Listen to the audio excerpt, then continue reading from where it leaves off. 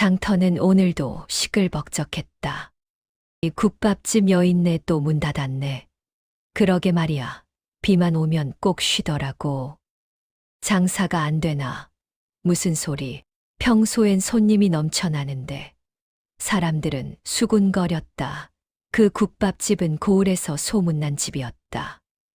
국물은 진했고 고기는 푸짐했으며 무엇보다 주인 여인의 손길이 따뜻했다. 장날이면 사람들이 줄을 서서 기다릴 정도였다. 하지만 비만 오면 그 집은 반드시 문을 닫았다. 몸이 약한가 보지. 아니면 미신을 믿는 거 아닐까? 비 오는 날은 장사하면 안 된다든지. 리가. 장사꾼이 돈을 마다할 리 없잖아. 여인에게 직접 물어보는 사람도 있었다. 하지만 여인은 언제나 부드럽게 웃기만 할 뿐 답은 하지 않았다. 그냥 쉬고 싶어서요. 그렇게만 말했다. 그해 6월 장마가 시작되었다. 비는 며칠째 그치지 않았다. 장터는 진흙탕이 되었고 사람들은 발을 동동 굴렀다. 그런데도 장사는 계속되었다. 비가 온다고 해서 먹고 사는 일을 멈출 수는 없는 법이었다. 그날도 국밥집은 문이 닫혀 있었다. 젊은이는 우연히 그 집 근처를 지나다가 발걸음을 멈췄다. 문은 분명 닫혀 있었지만 안에서 연기가 피어오르고 있었다. 국밥 끓는 냄새가 빗속에서도 또렷하게 풍겼다. 이상하다. 장사는 안 하면서 국밥은 끓이고 있네. 젊은이는 처마 밑에 몸을 숨기고 지켜보았다. 얼마 후 비에 흠뻑 젖은 한 사내가 조심스레 마당으로 들어왔다. 옷은 누더기였고 신발도 없었다.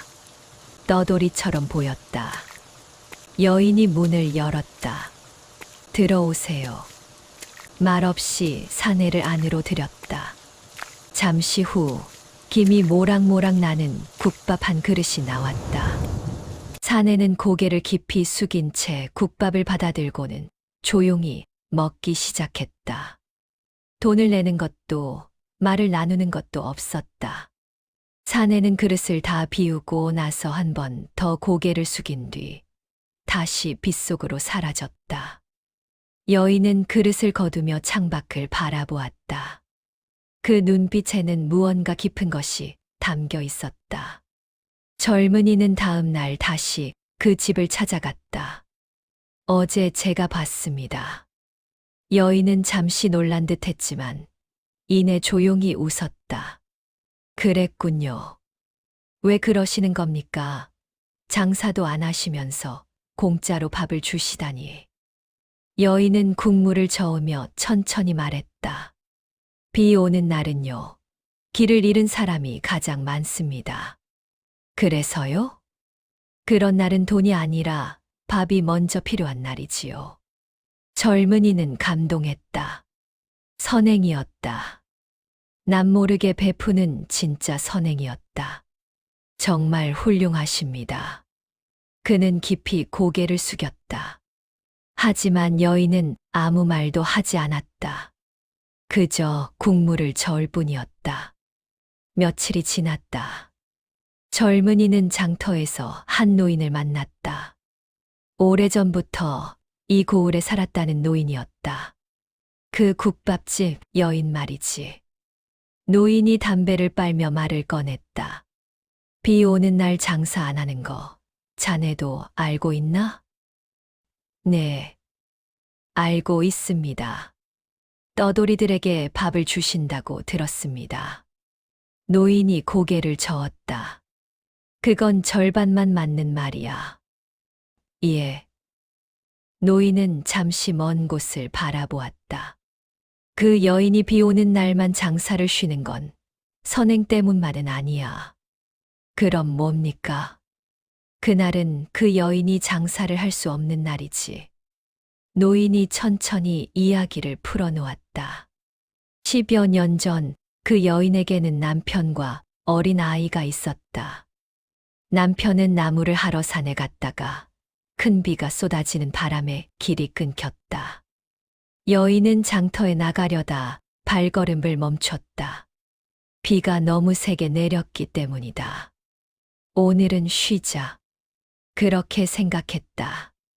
하지만 그날 남편과 아이는 돌아오지 않았다. 산사태가 났다. 길이 무너졌고 집이 떠내려갔다.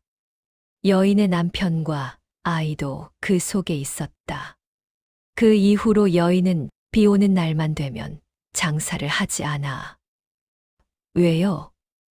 그날 자기가 장터에 나가지 않았기 때문에. 남편과 아이가 집에 돌아왔을 때 아무도 없었다고 생각하는 거야. 그래서 지금도 비 오는 날만큼은 집을 비우지 않는 거지. 젊은이는 숨이 막혔다. 그럼 국밥을 끓이는 건? 그건 떠돌이를 위한 것이기도 하지만 노인이 말을 이었다. 사실은 돌아오지 않을 사람을 위해서야. 혹시라도 돌아온다면 따뜻한 밥 한 끼는 먹고 가야 할 것 같아서. 다시 비가 내렸다. 젊은이는 국밥집 앞을 지나갔다. 문은 역시 닫혀 있었다. 하지만 안에서는 국밥이 끓고 있었다. 여인은 창가에 앉아 빗속을 바라보고 있었다. 누군가를 기다리듯. 아니, 기다리지 않는다는 것을 알면서도 기다리듯. 젊은이는 고개를 숙였다. 사람들은 그를 착한 사람이라 말한다. 선행을 베푸는 사람이라 말한다. 하지만 여인은 착해서 그런 게 아니다. 그저 그날만큼은 장사보다 기억이 먼저일 뿐이다. 선행은 때로 상처에서 나온다. 사람은 잊지 않기 위해 반복한다. 애도는 멈추는 것이 아니라 다른 형태로 계속된다. 그 여인은 사람을 살리기 위해 장사를 쉰 것이 아니라 잃은 사람을 잊지 않기 위해 쉬고 있었다. 그리고 그것이 그의 방식이었다.